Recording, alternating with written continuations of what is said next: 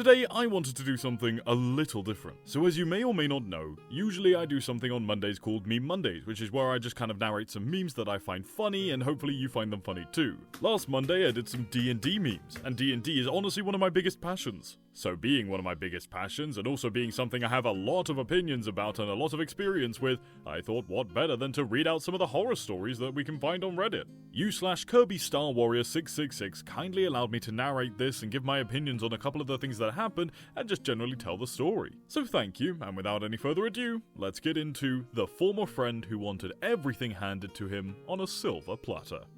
During the summer of 2022, I started a campaign with several of my online friends.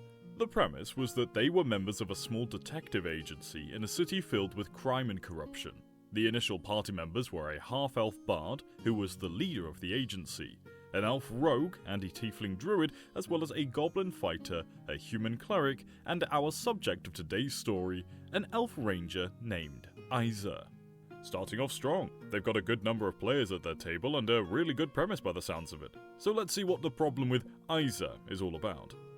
Isa's player, who I'll just call Kent to keep him anonymous, was the one that I was friends with the longest out of the group, being friends with him since 2017. However, he started to become well known in our online circle to be a poor sport in terms of games during the last couple of years that we were friends with him. Kent would gloat about victories he got in games like Yu-Gi-Oh! Or Among Us long after the games had ended, and rub the salts in the wounds of others when they were doing poorly. But if Kent was doing poorly, then reactions tended to range from him moping, leaving the game before it finishes, or, while I was never there for this when it would happen and only recently found out, scream angrily at others. Alright, pause there for 2 seconds. We all have those people in our gaming groups. Sometimes, even if it's a less extreme case than this, we can even be those people. It's just important to remember that the people you're playing with, often or not, are in a voice chat with, are your friends. So don't get mad at them, don't scream at them, don't yell at them, and definitely don't rub salt in their wounds. They might not want to play with you later. Now back into the story. As you probably found out by now, Kent wasn't any better at rolling with the punches at D&D. Red flags popping up as early as the first session when they were investigating the murder of a farmer who was a former adventurer. There was the typical complaining and getting salty whenever he rolled low, but I want to focus on specific incidents. About 2/3 of the way into the first session, Isa, who was missing 10 hit points due to a previous combat encounter, the party started at level 5 for reference's sake, took a risky but super cheap surgery from the equivalent of a back alley doctor, who was formerly a suspect in said murder. He was a halfling cleric whose quirk was that he was only using fire magic, even when healing, a method of healing being to create a fire to cauterize any wounds. I made sure to establish beforehand the risks of taking the surgery, an NPC dwarf complaining how she nearly burnt off his arm from her healing, and, unfortunately for Kent, the healing didn't go so well for Isa due to the low roll that he got from the Constitution save. He was healed, but he got a level of exhaustion from the semi-botched surgery. It was only one level of exhaustion, so he only had disadvantage on ability checks, and was otherwise unimpeded in combat. You might be asking why he didn't simply have the cleric of the party heal him rather than the risky NPC option. Your guess is as good as mine. Let's stop again there for 2 seconds. So story and roleplay wise, this is actually quite a fun scenario. You can begin to question why Isa wanted to go to the equivalent of a back alley doctor rather than the actual party's cleric, but if the option was there with some cheaper healing, as well as a possibility for a cool role-playing moment, I know there's a lot of players that would eat that up, especially if they got something out of it. In regards to the ruling, I think it's actually a pretty cool ruling. Having an NPC that heals with fire magic, as well as having that have some rightful downsides, possibly. It's actually quite an interesting concept, and one that, unfortunately, this player did yield with downsides. But let's get back to the post and see what they had a problem with. Anyway, apparently, that was still too much for Kent. He repeatedly tried to get the party to take a long rest so that he would no longer be exhausted, even though it was only early afternoon in-game and the party was still investigating. It got to the point that, by the end of the session, when the party decided to confront a trio of adventurers who they believed were responsible for the murder that they were investigating due to the information that they had gathered, Kent had his character flat out leave the group so that he could go and long rest in the office. The failed perception and investigation rolls that he was getting, leading him to believe that he couldn't do anything. Thankfully, he decided to have Isa come back during the second session, though I have a strong suspicion that he only did that because I nerfed the detriment that he was suffering from. I felt that a botched leg surgery wouldn't really be enough to justify disadvantage on all ability checks, so for the second session, I simply had it be advantage on athletics and acrobatics. Let's pause the post right there. So, first of all, I can really understand why Isa maybe got a little bit upset. Of course, having one level of exhaustion doesn't sound too bothersome, but when you think about it, in a roleplay heavy situation where you're having disadvantage on pretty much every single roll, it may be difficult for some people to have the motivation to keep going. With that being said, of course this player knew the risks about having a botched or back alley doctor as somewhat of a healer, if you will, that could have gone potentially wrong. D&D is very random sometimes. The dice often tell the story, and this can be frustrating to come to terms with, but ultimately it's something that the game is all about in its core values. However, what I would like to point out is how the DM handled this. I think they handled it greatly. Of course they want their player to play, and maybe they thought that a ruling at the time that they made could be rectified, so they did so. Not only would that incentivize the player to come back to the party, but it would also incentivize the player to join back into the game. DMs are people too, and so far this person's doing a fantastic job, so let's see what else they have to say. Things went fine for the next few sessions, but then Kent started to show another issue, being unable to accept that party members can die. At one point, when the party was split up while investigating a completely different murder, a lawyer who seemingly was killed in a caravan, but the caravan driver not seeing or hearing any attack, half of the party, the bard, cleric and druid, were attacked by an invisible stalker while they were investigating the forest. The invisible stalker was having the upper hand, so Kent messaged me saying that he was worried about what was going on, and asked if he and the goblin fighter could jump in. Those two were miles away from the scene, investigating the city that the victim was last seen alive in and had no way of knowing what was going on. Obviously, I said that he couldn't. Pausing right there just to say, of course, splitting the party is another issue in and of itself and could easily cover its own video. However, if the party have made this decision, then again, you'll just have to accept your consequences of your decisions. Sometimes things just don't go to plan, and of course, it's great to not want anything to go wrong or to want to help your friends, but at the end of the day, this was a decision that was made by the party. But let's get back into the post. A couple of sessions later, the bard of the party, Illusio, ends up agreeing to a gladiator fight to the death with a half-orc barbarian NPC in exchange for vital information about the murder.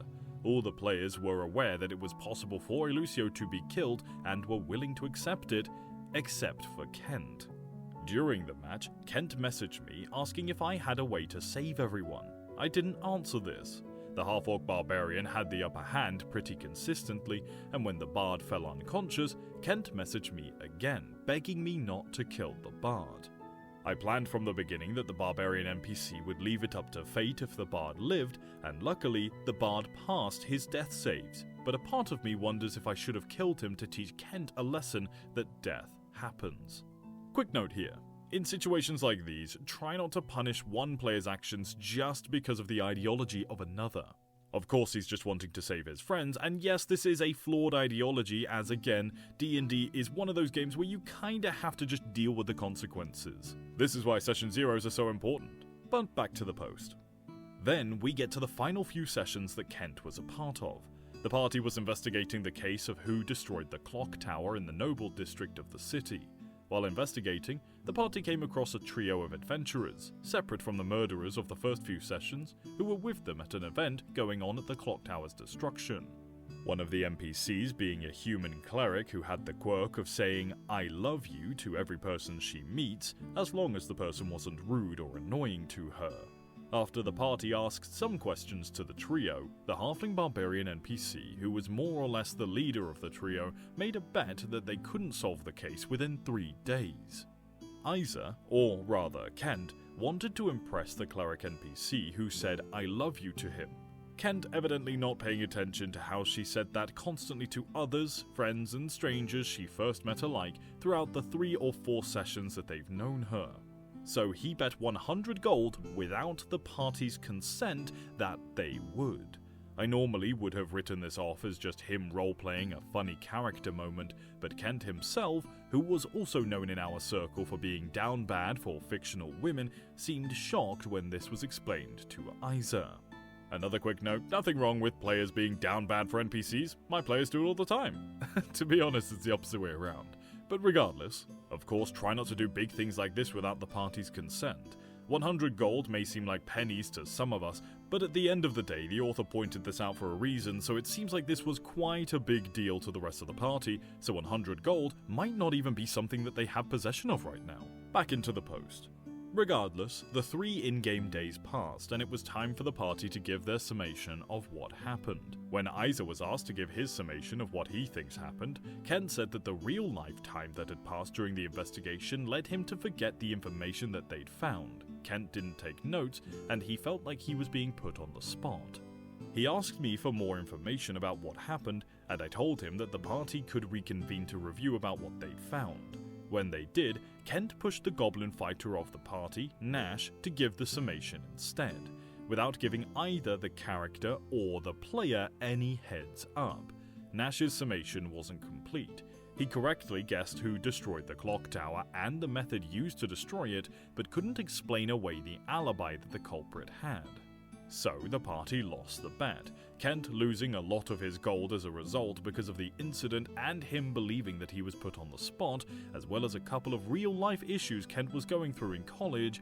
He essentially just stopped showing up for sessions. So now, as we're nearing the end of this post, there's some things that Isa or Kent does that seem to be out of this campaign. So first of all, before we begin approaching the end of the story, please remember, as a DM or a player, your job is to ensure that everybody at your table is having fun. Of course, sometimes the game can be stressful, or frustrating, or happy, or make you cry.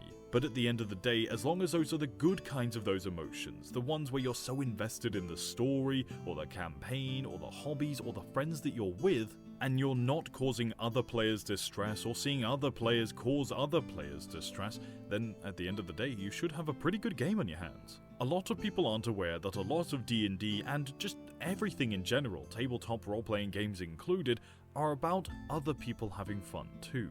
Your enjoyment matters as much as theirs, and vice versa, theirs matters as much as yours. But if someone's actions on, or possibly even off the table, are causing distress to players on the table, then it may be time for a discussion with the players. Now, I know that's not always an easy task. Some people are just unbothered by having adult conversations to solve problems, but if that's the case, then you've kind of got to weigh your options as to who you would prefer at your table. If one player is causing problems and another is distressed about it, and one of them isn't really wanting the conversation to resolve itself, then it may be hard, but maybe it's time to part ways. Sometimes people just aren't compatible in D&D, and that's okay. Everyone has their own style of play, but it's critical to ensure that everybody is having fun at the table.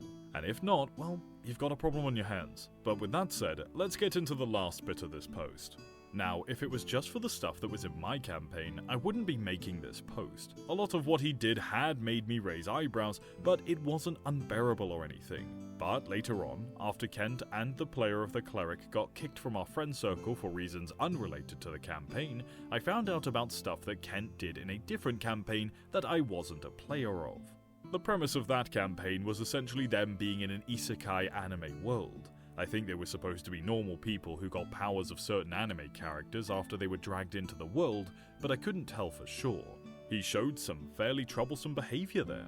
One example being when an NPC ally had her memories erased, Kent had his character essentially lie to her that they were dating in an attempt to get with her. Nobody at the party was happy with that, in character or out, and his character was punished with a slap to the face when the NPC got her memories restored.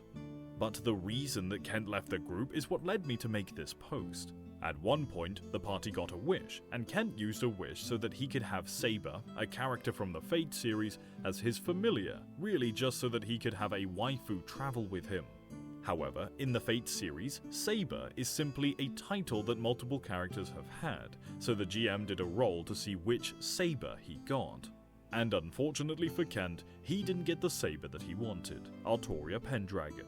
Kent left the campaign the next day and sent a tirade to the DM yelling at him for it, all because he didn't get his waifu. As you probably surmised by now, I'm no longer friends with Kent, many of it for reasons unrelated to either campaign that I won't go into in this post, but the way he acted in D&D summed up his overall behaviour pretty well. A whiner who couldn't stand it whenever things didn't go his way. Good things and bad things can come from D&D, and some people unfortunately need to accept the reality that things in D&D aren't always going to go your way. Yes, it might potentially ruin some cool moments your character could have had, and yes, sometimes it is demoralizing, but that is part of the game. If you can learn to roll with it, then your experience in the game will be much more fun. As a DM, you do often have to roll with failure quite a lot of the time. Your players often do get the upper hand and do often outsmart you, at least in my case. 4 brains are better than the one that I've got in my noggin anyway.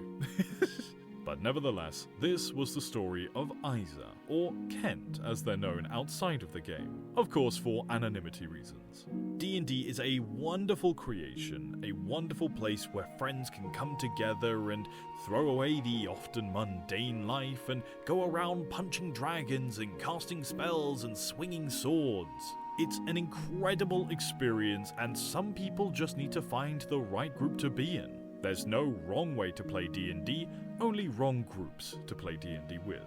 Not every DM is right for every player, and not every player is right for every DM, or other players. But anyway, I hope you enjoy this story, and I hope you stick around for more. Do you agree with some of the opinions I gave? Do you disagree? Tell me down in the comment section below, and also tell me about any stories that you might have. Feel free to give a like to this video, subscribe to the channel if you're enjoying the content, and I'll make sure to see you in the next video. Take care now!